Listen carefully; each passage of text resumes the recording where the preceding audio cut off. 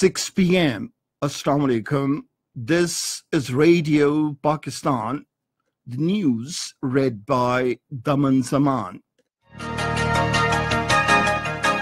The headlines. The Prime Minister says there is no threat to democracy in the country. The Foreign Office says the Indian arms buildup has pushed the region into an arms race, fomenting regional instability.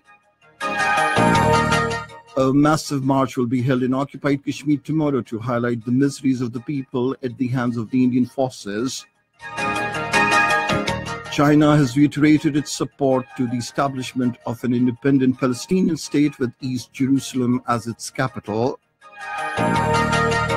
Medicine Sans Frontiers has said over 6,000 Rohingya Muslims were killed in the army crackdown in Myanmar in August.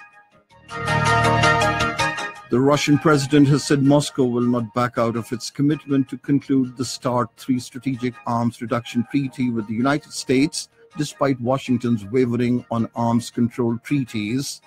And now the news in detail. Prime Minister Shahid Khaqan Abbasi says democracy will continue to prevail in the country and there is no threat to democracy. Talking to newsmen along with the Foreign Minister Khwaja Mohammad Asif in London, he said the government will complete its tenure and an interim government will be established in June next year. To a question about the OIC summit in Istanbul, he said the Islamic world has taken a clear stance regarding Baitul Maqdis and the United States will have to think over its decision. The Foreign Minister Khwaja Mohammad Asif said there are ups and downs in politics, but the current government will complete its tenure. The Minister for States and Frontier Regions, Abdul Qadir Baloch, has said the government is committed to introduce FATA reforms bill in the National Assembly. Responding to a point of order in the lower house today, the minister said the cabinet has already approved the bill. He said FATA Reforms Committee has made 25 recommendations, including extending the jurisdiction of the Supreme Court and the High Court. Abdul Qadir Baloch pointed out that due to some technical reasons, the government has withheld the bill, but hopefully it will be tabled in the House in 1 or 2 days after a meeting of the Prime Minister with the parliamentary party leaders tomorrow. Speaking on a point of order, the opposition leader Syed Khurshid Ahmad Shah said 95% population of FATA is eager to become a part of Khyber Pakhtunkhwa. He said the government should follow its own constitution instead of any other act or agreement of the British era. Later, the opposition staged a walkout from the National Assembly for not placing FATA reforms bill on the agenda of the House, fixed for today. The House has now been adjourned to meet again tomorrow at 10:30 in the morning. Pakistan says ungoverned areas in Afghanistan not only pose threat to stability of that country, but the security of the entire region. This was stated by the Foreign Office spokesperson Dr. Mohammad Faisal at the weekly news briefing in Islamabad today. He said over 43% area of Afghanistan is out of the control of the Afghan government, which attracts terrorist groups from across the world, including Daesh. He said Pakistan expects that the Afghan government and the Resolute Support Mission will take action to bring these territories under control. He said the Indian arms buildup has also pushed the region into an arms race, fomenting instability in the whole region. He said many countries have expressed their interest in joining CPAC, and Pakistan and China are working out the modalities in this regard. He said Pakistan and the United States are finding common grounds for enhanced bilateral cooperation, and this is a continuous process. In occupied Kashmir, a massive march will be held tomorrow towards the Islamabad town to highlight the miseries of the Kashmiri people at the hands of the Indian occupation forces. According to the Kashmir Media Service, the call for the march has been given by the joint resistance leadership comprising Sayyid Ali Gilani, Mirwais Umar Farooq and Muhammad Yasin Malik. At the conclusion of the march, a big public gathering will also be held at Lal Chowk in the town. In a joint statement issued in Srinagar, the APHC leadership deplored that the puppet authorities have put the entire resistance leadership either under house arrest or in custody to stop the march. They urged India to realize the fact that it will never succeed in suppressing the Kashmiris' freedom struggle through military might. The Hurriyat Forum, led by Mirwais Omar Farooq at a meeting in Srinagar, condemned the curbs on Hurriyat leaders and described it as frustration of the Indian authorities. Meanwhile, an Indian soldier committed suicide by shooting himself with his rifle in Arispura area of Jammu, raising such deaths among the Indian troops and the police personnel to 393 since January 2007. The World Bank has evinced interest in the execution of new rail connectivity between Peshawar and Jalalabad via Loy-Shalman Valley. The interest was shown by a delegation of the bank headed by its transport manager, Olivier Dibach, during its visit to the Ministry of Railways in Islamabad today. The Director General Planning of the Ministry briefed the delegation about 13-kilometer-long railway track between Port Qasim and Ben Qasim. The World Bank showed interest in having an analytical study of different terminals at Karachi so that in future it would be easy to select a transport mode for the upcountry movement of freight. This is Radio Pakistan. China has called for the early resumption of dialogue between Israel and Palestine for a comprehensive and fair resolution to the Palestinian issue.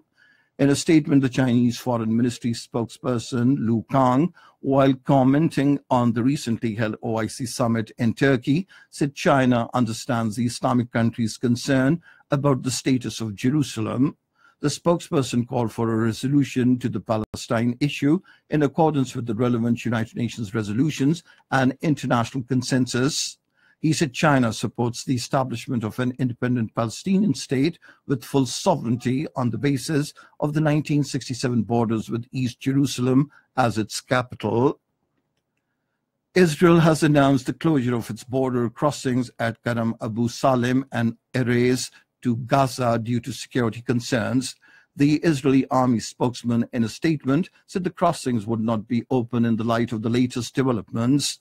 He also said the Israeli army attacked a military base of Hamas in response to the alleged rocket attacks earlier from the Gaza Strip. Palestinian security sources said the Israeli jets fired at 3 military targets of the Al-Qassam brigades of the Hamas movement. The Israeli airstrikes killed 2 Hamas gunmen, while 2 other Palestinians were killed in confrontations with the Israeli troops during stone-throwing protests along the border. At least 6,700 Rohingya Muslims, including 753 children below the age of 5, were killed in the first month of Myanmar army crackdown in Rakhine State that began in August. A survey released by Medicine Sans Frontiers or Doctors Without Borders said today that the figure is the highest estimated death toll of violence that erupted on 25th of August and triggered a massive refugee crisis. More than 620,000 Rohingya Muslims fled Myanmar to Bangladesh over a 3-month period due to violence in Rakhine State. The United States and the United Nations have described the military operation as ethnic cleansing of the Muslim minority. Russian President Vladimir Putin has said his country would not be dragged into a new arms race with the United States. Addressing the annual end-of-the-year news conference in Moscow today, he said Moscow will pay proper attention to the development of its army and navy. He said Russia would not back out of its commitment to concluding START 3 strategic arms reduction treaty with the United States, despite Washington's wavering on arms control treaties.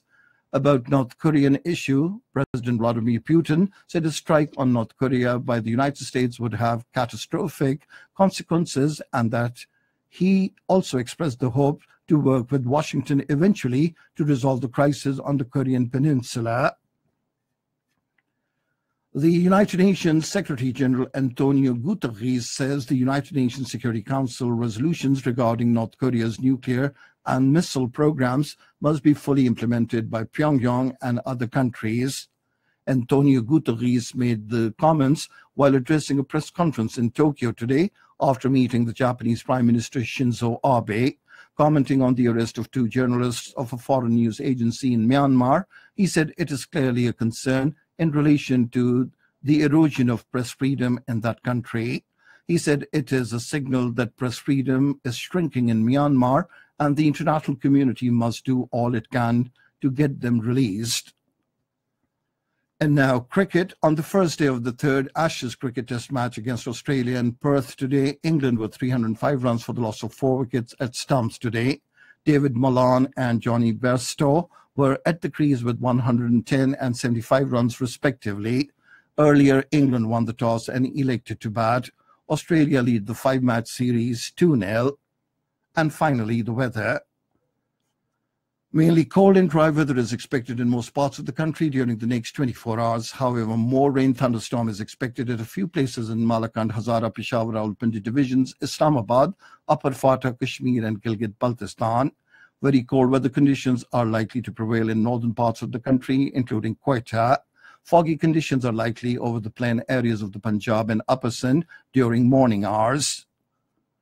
And that is the end of this news bulletin. For more news and analyses, log on to our website, radio.gov.pk, and you can also log on to the live video streaming of our bulletins on the link, facebook.com/Radio Pakistan News.